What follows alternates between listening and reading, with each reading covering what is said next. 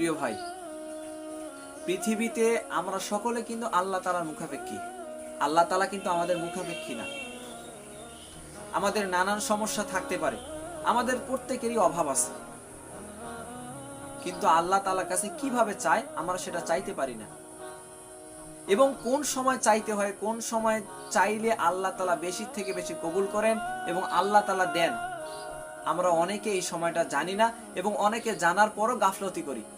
যেমন হাদিসের মধ্যে ইঙ্গিত দেওয়া হয়েছে এমন একটা সময় আছে যেই সময়ে আল্লাহ তাআলা নিজেই বান্দাকে দেওয়ার জন্য ডাকেন। সুবহানাল্লাহ। তাহলে চলুন আল্লাহ রাসূল সাল্লাল্লাহু আলাইহি ওয়াসাল্লাম হাদিস থেকে আমরা জেনে নেই।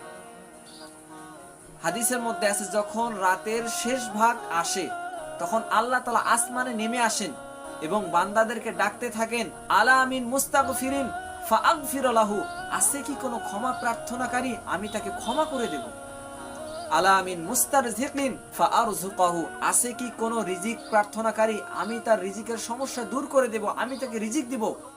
আছে কি কোনো বিপদগ্রস্ত ব্যক্তি, আমি তাকে বিপদ থেকে উদ্ধার করব। আলা কাদা হাত্তা ইয়াতলু আল ফাজর, এভাবে আল্লাহ তাআলা ফজর পর্যন্ত ডাকতে থাকে। যদি আমি আপনি কষ্ট করে রাতের শেষ অংশে 2 রাকাত নামাজ আদায় করে আল্লাহ তাআলার কাছে বিপদ আপদ এবং নিজের যত চাওয়া পাওয়া আছে সবগুলো চাই, আল্লাহর কসম করে বলি আল্লাহ তাআলা আমার এবং আপনার অভাবগুলো দূর করে দেবেন এবং অতি তাড়াতাড়ি আমাকে আপনাকে আল্লাহ তাআলা ধনী বানিয়ে দিবেন।